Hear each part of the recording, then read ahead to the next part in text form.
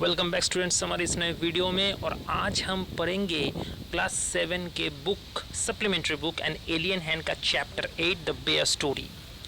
The lady in the manor house had a bear as pet, यानी कि मैनोर house में रहने वाली एक महिला का एक बेयर यानी कि एक भालू पेट था।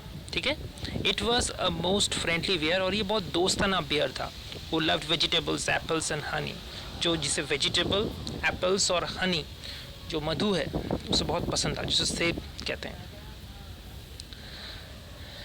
He roamed freely during the day and was put on the chain at night. दिन में उसे फ्रीली घूमने दिया जाता था, लेकिन रात में उसे चेन में बांध के रखा जाता था। There was once a lady who lived in an old manor house on the border of a big forest. मतलब एक बड़ा सा जो फॉरेस्ट है उसके बॉर्डर में, बॉर्डर मतलब जो सीमांत कहते हैं उसको, ठीक है। तो उसके किनारे में एक मैनोर हाउस था जिसमें एक लेडी रहती थी, और बड़ा सा मैनोर हाउस। अब मैनोर हाउस क्या है तुम लोग जानते हो? मैनोर हाउस मतलब मान लो किसी का बहुत बड़ा ज़मीन है, उसमें जो फसल होता है वो एक जगह पर रखा जाता है और उस फसल का हिसाब होता है। तो उसमें जो इतने फसल जब उगते हैं तो उठाना पड़ता है खेत से, तो उसे वहाँ पर रखना पड़ता है। अब किसी को तो वहाँ पर रहना होगा, वरना तो फसल की चोरी हो सकती है। इसलिए जो बड़े बड़े ज़मींदार होते हैं वो मैनोर पे घर बना लेते हैं, इसे मैनोर हाउस बोलते हैं। बाद में क्या होता है, जब फसल नहीं उगता, ये खाली रहता है वो मैनोर हाउस, तो वो आते हैं वीकेंड पे और वहाँ पर समय बिताते हैं, पेड़ पौधे होते हैं, तो फिर मज़ा आता है। This lady had a pet bear she was very fond of. तो वो जो लेडी थी उसके पास एक पालतू बेयर था, भालू था, जो उसका बहुत फेवरेट था। It had been found in the forest, और वो उसे कहाँ मिली थी? जंगल में मिली थी। हाफ डेड ऑफ हंगर, भूख से वो आधा मर ही चुका था, ऐसा हालत था। सो स्मॉल एंड हेल्पलेस, बहुत छोटा था उस समय और बहुत हेल्पलेस, लाचार था। that it had to be brought up on the bottle by the lady and the old cook। मतलब उसको brought up मतलब लालित पालित करना उसे बड़ा करना। तो उसे बड़ा करने के लिए दूध देना पड़ता था, उसे बॉटल से दिया जाता था दूध। एंड द ओल्ड कुक, और जो उसके घर में जो कुक थी, कुक मतलब जो खाना पकाती है, वो बहुत दिनों से काम करती थी वहाँ पर, वो भी उसका ख्याल रखती थी बहुत।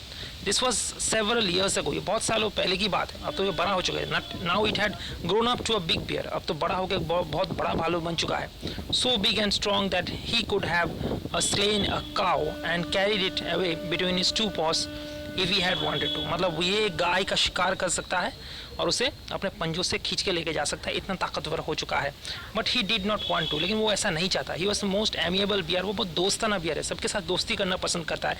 Who did not dream of harming anybody, जो किसी का नुकसान पहुंचाना बिल्कुल नहीं चाहता। मैन और बीस्ट, किसी दूसरे इंसान को या दूसरे पशु को। Use to sit outside his kennel, kennel मतलब जो डॉग का घर होता है उसको भी केनल बोलते हैं, बेयर का घर को भी केनल बोलते हैं। And look with his small intelligent eyes most amicably at the cattle grazing in the field nearby। और जो गाय वो जो घास खा रहे होते हैं सामने, उन लोगों को देखता है उसके इंटेलिजेंट आई से। इंटेलिजेंट आई में समझदारी वाली जो आँख है उससे, जो जिसे देख के समझ पाए वो। एमिकेबली मतलब दोस्ताना अंदाज में, फ्रेंडली मैनर पे उसे देखता है। The 3 shaggy mountain ponies in the stable knew him well and didn't mind in the least when he shuffled into the stable with his mattress। तो यहाँ पर आपको पोनी का बात समझ में आ जाएगा। ये तो आप देख ही रहे हो, जो डॉग है तो वो उनके साथ भी बहुत दोस्ताना अंदाज होता है। किसका? इस भालू का, इस बेयर का, ठीक है। तो when he shuffled to the stable with his mistress, तो वो जो स्टेबल पे अस्ताबल, तो जहाँ पर वो लोग रहते हैं, तो वो वहाँ पर जब जाता है तो वो कोई माइंड नहीं करता। The children used to ride back on his back and had more than once been found asleep in his kennel between his 2 paws। तो बच्चे तो खेलते रहते हैं उनके साथ, उसके पीठ पे ऊपर चढ़ जाते हैं। और कभी कभी तो ऐसा होता है कि मतलब उसका जो बच्चे उसके भालू के घर में ही उसके भालू के साथ सो जाते हैं, भालू उतना नुकसान नहीं पहुंचाता। कितना दोस्ताना बियर है, सोचो। The 3 dogs loved to play all sorts of games with him। जो 3 कुत्ते हैं वो उनके साथ गेम्स खेलना पसंद करते हैं। पुलिस एयर्स उसके कान खींचते हैं, और स्टम्प ऑफ ए टेल अपने उसका पूंछ खींचता है। वो जो डॉग्स जो है ये आप जो पिक्चर में देख रहे हो। And tease him in every way, उसे टीज करते हैं जितनी तरीके से हो सके। But he did not mind it in the least, लेकिन वो बिल्कुल भी इससे तंग नहीं महसूस करता तो उसे कोई तंग कर रहा है, उसे वो तो ये एंजॉय कर रहा होता है. He had never tasted meat, उसने कभी मीट का टेस्ट ही नहीं किया. He ate the same food as the dogs and often out of the same plate, bread, porridge, potato, cabbage, turnip, ये जो है यही खाता था वो कभी मीट नहीं खाया है और डॉग के साथ ही वो ये सब खाना खाता था. He had a fine appetite and his friend the cook, और उसका बहुत अच्छा भूख बहुत अच्छा है, उसके दोस्त का भी भूख बहुत अच्छा है. And saw it to that he got his fill, ताकि उसका खाना और कुक भी ध्यान रखती थी कि वो पेट भर के खाना खा पाए. Bears are vegetarians if they have a chance, and bear vegetarian होते हैं. And fruit is what they like the best, और फ्रूट बहुत पसंद करते हैं, फल खाना बहुत पसंद करते हैं जो भालू होते हैं. In the autumn he used to sit and look with wistful eyes at the ripening apples in the orchard. अब सोचो कि एकदम आँख लोभ से भर जाता था जो वो पके हुए एप्पल, सेब जो है उसको देखते थे. फल के ऑर्चर्ड मतलब फ्रूट गार्डन, फल के बगीचे में एप्पल है. And in his young days he had been sometimes unable to resist the temptation, और पहले के दिनों में तो वो अपने जो ये टेम्पटेशन है, अपना लोभ है, उसको कंट्रोल नहीं कर पाता था. टू क्लाइम द ट्री, वो पेड़ पे चढ़ जाता था. And help himself to hand fold them, और एक हाथ भर के एप्पल तोड़ के लाता था. Bears look clumsy and slow in their movements, वो थोड़ा सा लेथर्जिक है, लेजी और स्लो लगते हैं अपने चलने के समय. But try a bear with an apple tree and you will soon find that he can easily beat any school boy at the game. लेकिन अगर कोई एप्पल देख ले तो इतना तेज़ दौड़ता है किसी भी स्कूल बॉय को हरा सकता है रेस में. Now he had learn that it was against the law and he kept his small eyes wide open for any apples that fell on the ground. लेकिन अब वो समझ पाया कि किसी भी किसके बगीचे से, पेड़ से इस तरीके से एप्पल तोड़ना गलत है. और इस बार जब एप्पल गिर रहा होता है तो वो ऐसे ही देख रहा होता है और वो जानता है कि ये कानून के खिलाफ है, नियम के खिलाफ है अगर मैं उस एप्पल को ले लूँ. There had also been some difficulties about the bee hives, और जो मधुमक्खी है उसको लेकर भी बहुत मुश्किल है. He had been punished for this by being put on the chain for 2 days with bleeding nose and he never done it again. एक बार मधुमक्खी के छत्ते को तोड़ने की कोशिश की थी उस बियर ने, तो उसको इतना पीटा गया था कि नाक से खून बह गया, तो उसे 2 दिन तक चेन में बांध के रखा गया था. Otherwise he was never put on the chain except for the night, and quite rightly so, वरना उसको कभी भी चेन से नहीं बांधा जाता है.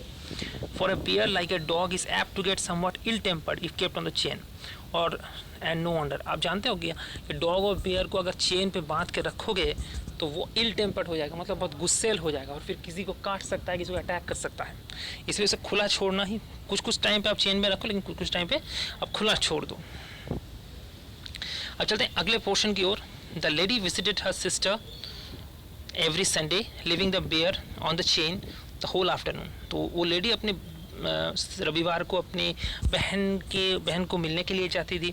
Living the bear on the chain on the whole afternoon, और पूरे जो दोपहर है वो उसे चेन में बांध के जाती थी. तो on Sunday while walking through the dense forest she found him following her, और रविवार को घने जंगल से चलते हुए उसने उसे देखा कि वो उसे फॉलो कर रहा है. She was angry with the disobedient bear that she hit him on the nose with her umbrella but the bear was really friendly. तो वो इतना गुस्सेल था उस बियर से कि वो उसको नाक पे अपने, मतलब इतना गुस्सेल हो गई थी कि नाक से अपने जो छाता है उसे नाक पे मारती है. And the bear was really friendly, लेकिन वो बियर जो है वो दोस्ताना था. तो ये घटना अगले होने वाली है इस पार्ट पे आप पढ़ोगे यही वाला घटना जो ही बताया गया. He was also put on the chain on Sundays when his mistress went to spend the afternoon with her married sister who lived in a solitary house on the other side of the mountain lake, a good hour's walk through the dense forest. मतलब क्या है कि उसे chain पे बांध के रखा जाता था रविवार को, जब जो उसकी जो मालकिन है, मतलब जो जिसने उसको पाला है, वो दोपहर बिताने जाती थी अपने शादीशुदा अपने बहन के साथ, और जो एक सॉलिटरी मतलब अकेला, सॉलिटरी मतलब आसपास में घर नहीं है, अकेला वीरान सा घर था जो उस माउंटेन लेक के, पहाड़ी जो लेक है उसके दूसरे साइड पे था. A good hours walk through the dense forest, मतलब 1 घंटे का वॉक था वो गहरे घने जंगल पे. It was not suppose to be good for him to wander about in the forest with all some temptation. चार फल है, मधुमक्खी के छत्ते हैं, तो इस तरीके से उसे वहाँ पर ले जाना सही नहीं है. बहुत सारे टेम्पटेशन है जंगल में जो उसे खींच सकता है. It was better to be on the safe side, तो सेफ साइड में रहना ही सही है. He was also a bad sailor and had once taken such a fright at a sudden gust of wind. तो एक बहुत ख़राब सेलर है, बैड सेलर है, और इतना डरता है कि हवा के झोंके आएगा तो वो डर जाएगा. और he had upset the boat and he and mistress had to swim too. मतलब एक बार क्या हुआ है कि एक बार वो लेक को पार करने के लिए आपको नाव लेना होगा, तो वो नाव में चढ़ा था और हवा देने से वो इतना डर गया कि नाव पलट गया और उसको और उसके मिस्ट्रेस को आखिरकार तैर के आना पड़ा शोर पर. Now he new quite well that it mean when his mistress put him on the chain on Sundays. वो इसलिए जानता है कि उसके मिस्ट्रेस इसीलिए उसको लेके नहीं जाती रविवार को, with a friendly tap on his head and promise of an apple on return if he had been good during her absence. मतलब उसे प्रॉमिस करके जाती थी कि अगर उसके आने तक वो अच्छी सही तरीके से रहे तो उसे आके वो इसे एक एप्पल देगी. He was sorry but resign like a good dog. वो बहुत दुखी हो जाता था, वो भी जाना चाहता था, लेकिन एक अच्छे डॉग की तरह उसे मान लेता था आखिरकार. When his mistress tell him that he can not come with her for a walk. जब मिस्ट्रेस उसे बोलती थी कि भालू जो है वो जा नहीं सकता उसके साथ वॉक में. One Sunday when the lady had chained him up as usual and was about halfway through the forest. एक दिन जब वो लेडी थी उसे चेन में बांध के आधा जंगल तक चली गई थी. She suddenly thought she heard of cracking of trees branch on the winding footpath behind her. और उसने देखा कि उसे जो पेड़ों के ब्रांच है वो तोड़ने की आवाज़ आ रही है उसके पीछे. And she looked back and was horrified to see a bear coming in full speed. और देख के वो डर जाती है कि एक भालू उसकी ओर आ रही है. Bears look as if they move along quite slowly, but the shuffle along much faster than a trotting horse. वो ऐसे मतलब move along quite slowly, but they shuffle along much faster than trotting. मतलब एक घोड़े से भी तेज़ दौड़ सकता है वो, वैसे slowly चलता है लेकिन बहुत तेज़ दौड़ सकता है.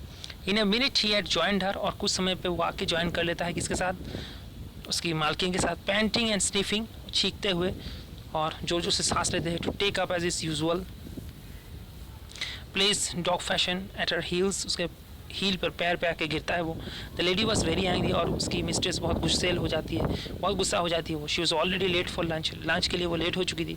और there was no time to take him back home, और उसको घर में बैक मतलब वापस ले जाने का समय भी नहीं है. She did not want him to come with her, और वो ये भी नहीं चाहती कि वो उसके साथ जाके उसके बहन के घर जाए. मतलब समझ में आ रहा है, वो आधा तक वो जो लेडी है वो चली गई थी जंगल में. अब ये जो भालू भी उसके पीछे पीछे चला गया, तो अब आधा रास्ते में वो भालू चला गया. अब आधा रास्ते तो उसे वापस अगर वो वहाँ पर देने जाए तो फिर लंच भी लेट होगा, और उसको साथ उसको लेके भी नहीं जा सकती. And besides it was very naughty of him to disobey her, और ये बहुत गलत काम किया है कि उसने डिजोवे किया है, उसकी बात नहीं सुना. She told him in a severest voice to go back at once, और उसने वो बहुत कड़ी आवाज़ में उसे लौटने के लिए बोलती है. Menacing him with her parasol, और अपने पैरासोल से उसे मिनांस करती है.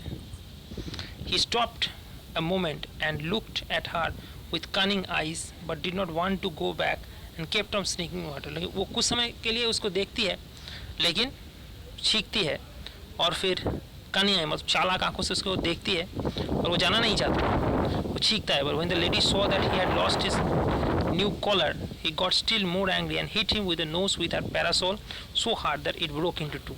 मतलब इसके बाद क्या होता है कि उसने जो कॉलर था वो कॉलर को भी उसने वो खो दिया है. मतलब कॉलर जिससे वो बंधा रहता है उसको भी तोड़ के आ गया है, तो कॉलर खो गया है. अब कॉलर खो दिया है, और कॉलर बहुत एक्सपेंसिव होता है जनरली, लेकिन यहाँ पर एक्सपेंसिव की बात नहीं, वो खुले में ऐसे घूमने के लिए वो भी खतरा है, दूसरे भी उससे मतलब जो उसके सामने वो भी खतरे में हो सकता है.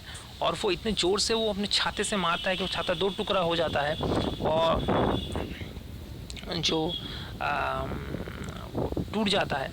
और फिर जो पैरासोल जो स्टिक होता है ना छाते वाला, तो फिर उसे इतना मारता है तो फिर वो टूट जाता है और नाक से ब्लीडिंग हो जाता है. Stopped again and shook his head and opened his mouth several times if he wanted to say something. तो वो फिर क्या करता है कि अपने सर हिलाता है और फिर उसके बड़े माउथ को खोलता है और कुछ बोलने की कोशिश करता है.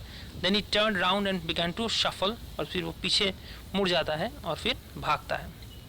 Back the way that he had come, stopping now and then to look at the lady till at last she lost the sight of him. और फिर भी वो उस लेडी को देखता रहता है और आखिरकार जब तक ना वो उसके आंखों से ओझल हो जाती है। When the lady came home in the evening, जो शाम को, उसके बाद वो लेडी फिर आधे रास्ते से फिर अपनी सिस्टर के पास जाती है, उसे मीट करती है और फिर शाम को वापस लौट कर आती है। The bear was sitting in his usual place outside his kennel looking very sorry for himself. और जो भालू होता है वो अपने जो कैनल होता है, अपना घर है, उसके बाहर बैठा रहता है, बहुत दुखी होता है वो। The lady was still very angry, और वो महिला अभी भी बहुत गुस्सेल थी। She went up to him and began to scold him most severely. वो उसके पास जाती है और फिर डांटने लगती है उसको, भालू को, and said he would have to be chained for 2 more days, और 2 दिन तक तुम्हें चेन पे बांध के रखा जाएगा। The old cook who loved the bear as if he had been her son rushed out of the kitchen very angry. और जो खाना पकाती थी वो बहुत गुस्सेल हो जाती है, वो बहुत प्यार करती थी उस भालू को, और वो बाहर निकल के आती है बहुत गुस्सेल तरीके से। What are you scolding him missus, आप क्यों डांट रही है उसको मिसेस, सेड द कुक। वो खाना पकाने वाले बोलती है कि आप क्यों डांट रही हैं उसे। He has been so good as gold the whole day, पूरा दिन तक वो अच्छा बर्ताव किया है, जब तक आप यहाँ पर नहीं थी वो यहाँ पर था, उसने बहुत अच्छा बर्ताव किया है। ब्लेस हिम, उसको ब्लेस कीजिए, उसको थैंक्स दीजिए। He has been sitting here quite still on his haunches as meek, चुपचाप वो हॉन्चेस पे बैठा हुआ है, वहाँ से हिला नहीं है। एज एन एंजल, एंजल की तरह। एंजल हम क्या बोलते हैं, जो देवदूत होते हैं उसको एंजल बोलते हैं। तो वो एकदम जो बात अच्छी तरीके से मानते हैं, जो बहुत अच्छे होते हैं, तो उसका एंजल के साथ तुलना करते हैं, क्योंकि वो कोई नॉटीनेस करता ही नहीं, कोई शैतानी नहीं करता। Looking the whole time towards the gate for you to come, और वो गेट पे देख के किसके लिए वेट कर रहे होते जानते हो, आपके लिए वेट कर रही होती। भले ही उस मिस्ट्रेस ने उसको मारा था। तो मैं यहाँ पर बताऊँगा एक्सेल मुंथे के द्वारा लिखा हुआ ये बहुत ही एक बहुत स्वीट स्टोरी है बेयर को लेके, भालू के लिए, कि एनिमल के साथ यहाँ पर इंसानों का रिलेशन यहाँ पर दिखाया गया है। जो एक चीज़ हम यहाँ पर आप बताना चाहते हैं कि पैरासोल का मतलब छोटा अम्ब्रेला है, स्मॉल अम्ब्रेला, और टट्टू घोड़े को हम कहते हैं पोनी। जो पहले अस्ताबल की बात की गई थी, आपको याद आ रहा है, अस्ताबल की बात की गई थी, तो वो एक पोनी है। तो ये जो हम बोल रहे हैं कि mountain ponies in the stable, मतलब 3 माउंटेन पोनी थी स्टेबल में, अस्ताबल में तो घोड़ा ही रहता है ना, पहाड़ के टट्टू घोड़ा रहता है। और जब वो अपने मतलब वो टट्टू घोड़े डरते नहीं थे उस भालू से, जब मिस्ट्रेस भालू को लेकर अस्ताबल में आते थे, क्योंकि वो लोग जानते थे कि भालू उनको कोई नुकसान नहीं पहुंचाएगा।